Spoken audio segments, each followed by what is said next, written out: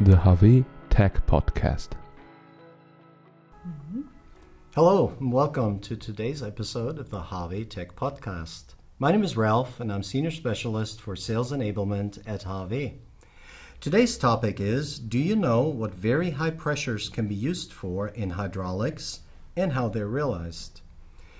To cover this topic, I invited my very charming colleague Diana, who works as product manager for seated valves at HAWE, who is going to introduce us to this topic. Welcome, Diana. Yeah. Nice to see you. Thanks, Ralph, for inviting me again. Nice to be here again. Always a pleasure. So let's get started with the first part of the question. You're talking about very high pressures, and that sounds especially high if you're pointing it out like that. What kind of pressure levels are we talking about here? Yeah, I like how precise you read my sentences. Yeah, exactly. I'm talking about very high pressures. And when I talk about very high pressures, I mean 700 bar or even more.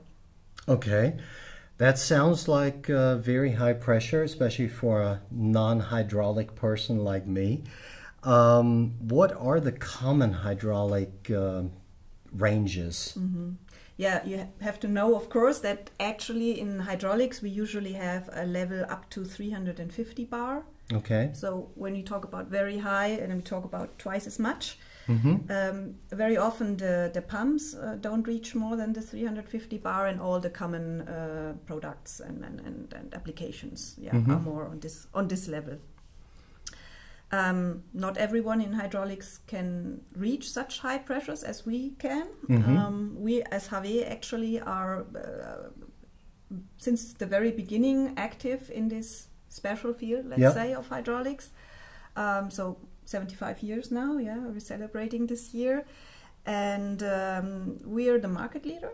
And actually we're proud of it. Well, that sounds really great, but it's not a normal range. I mean, we're talking 700 or 350. Who needs it anyway?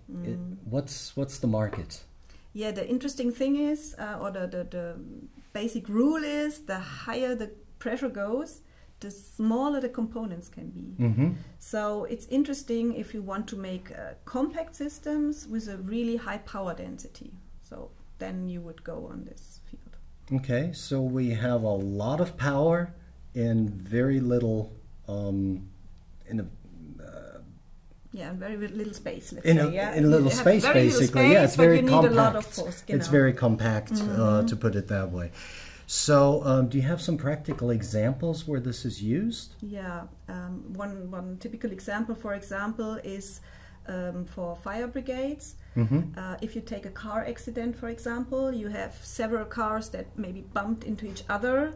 Yeah, they are really bumped together, and now the fire brigade has to cut people out because you can't open the doors anymore. So the fire brigade has special tools. We call it rescue tools, and with this rescue tools, you have to bring them to the car.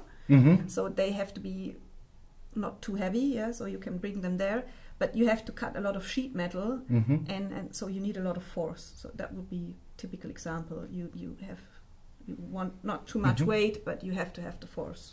So we're primarily talking a lot of hydraulic hand tools that would use this because of the weight and how much they can do and such. Basically, all of the hand tools, they don't always go up to 700 bar, but basically, this hand tools where you need a lot of force. So bolt cutters is similar to rescue tools. We have nut splitters, we have crimping tools. They all need this. And you can think also, for example, of slaughterhouses. Maybe not the first thing you think of, but if you think of a slaughterhouse to cut the animals, also similar tools like bolt cutters. And all in these applications, then you find our components. Okay. So we've talked car accidents, we've talked slaughterhouses, not very appetizing. Do you maybe have some more appetizing applications that our audience might be familiar with? Yeah, it caught me. I like these because they show a lot the specialty, but there's nicer stuff too. One thing I like personally is the construction sector, also something you can, very figurative, where you can imagine the applications. Yeah. If you take tunnel boring, for example. So when you make for a street a new tunnel, you have very big, very, very huge drills, and they drill into rock, so very solid material, and therefore you would need high pressure components, for example. Okay. That's one thing. Another also very nice thing is bridge construction, for example. Yeah. If you have really big bridges, they often come with already pre-manufactured concrete parts. These concrete parts can have several thousand tons, so they're really, really heavy and big parts.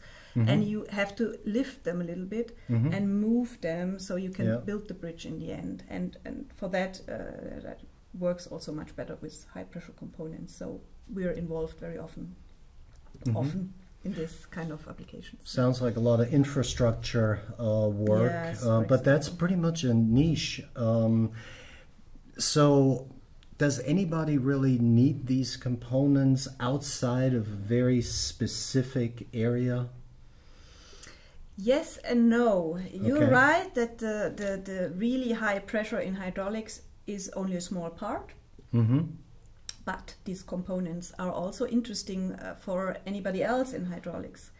If you don't need the high pressure, what can happen? Then you might still look for small components.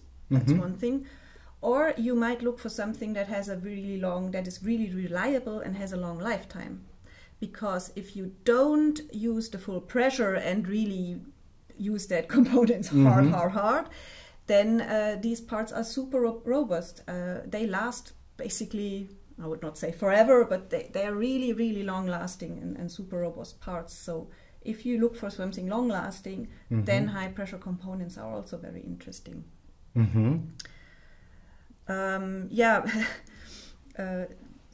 Talking about long lasting, Exactly. I wanted to mention that if we in the technical support sometimes get requests and tickets for spare parts or for repair of pieces or substitutes, it's sometimes like archaeology, because customers come to us with parts that lasted for 40 or even 50 years. Okay. You look at the documents, so we dig into our documentation, and then we find drawings from 68 still handmade, or from 83 or whatever. So that happens, and that shows us that really the components are very long-lasting and good.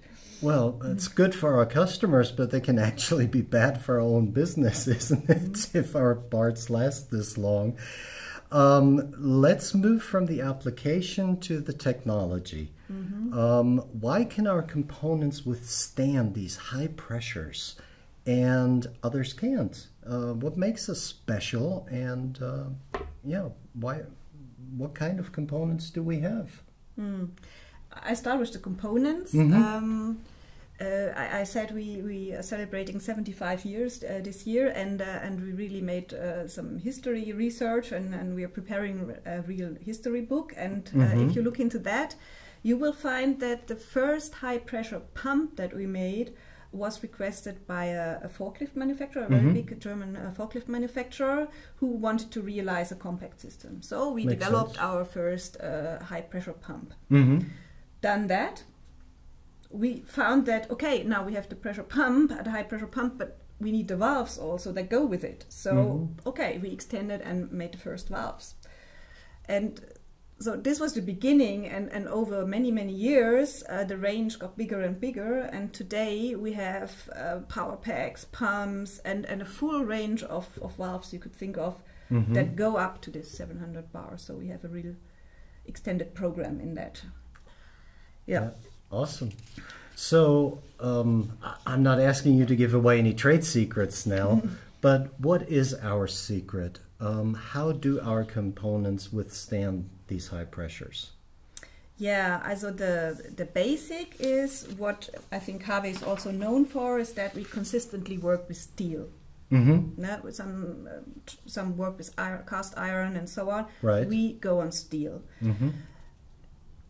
But of course, steel is not steel, and how you work it is a lot of experience. So we are talking about wall thicknesses. So we have to know how small can we go, and it's still working. And we're talking about material combinations. We're talking about hardening processes. We're talking about surface treatment, very important also. And we have very sophisticated machines for that, and many years of experience. And so all that together, allows us to always move forward and fulfill all the challenges that come from our customers. So we are continuously developing in this part. We are getting better, and so our R&D department and our engineers really stand on their toes, and really their work doesn't run out. Exactly. The way I hear they you. know how to do this, and I'm sure there are more challenges or maybe interesting other applications that can make use. We always have new applications and are surprised what hydraulics can be used for. So if there are more challenges, contact us. That sounds great. And those are great closing words from you. So let me summarize real quick some of the most important things. What I learned today is that there are applications that work with very high pressures. And when we say that, we're talking around 700 bar. Normal is about 350. Right. And this is, of course, worthwhile because the hydraulics need to be compact and produce high power density, because after all, that's what's required. Lightweight, you mentioned, so that they can be carried around. I still have those rescue tools in mind. Jaws of life definitely come to mind. But these components are also suitable for the lower pressures, which then extends their lifetime usage, which again can be cost savings for our customers because these things are unkillable and they're so robust. Did I hear you correctly? Yeah, that's a good summary. Yeah. So basically, everybody can make use of high pressure components. Sounds wonderful. Well, thank you, Diana, for joining me again. It's always interesting, and I look forward to our next podcast. If you have any suggestions for future podcasts, interesting information that you would like to hear, please write us at podcast@hawe.de so that we can prepare material for you that you find interesting. I thank you for your time and attention. Thank you very much. Thank you, Diana. You're welcome. Until next time.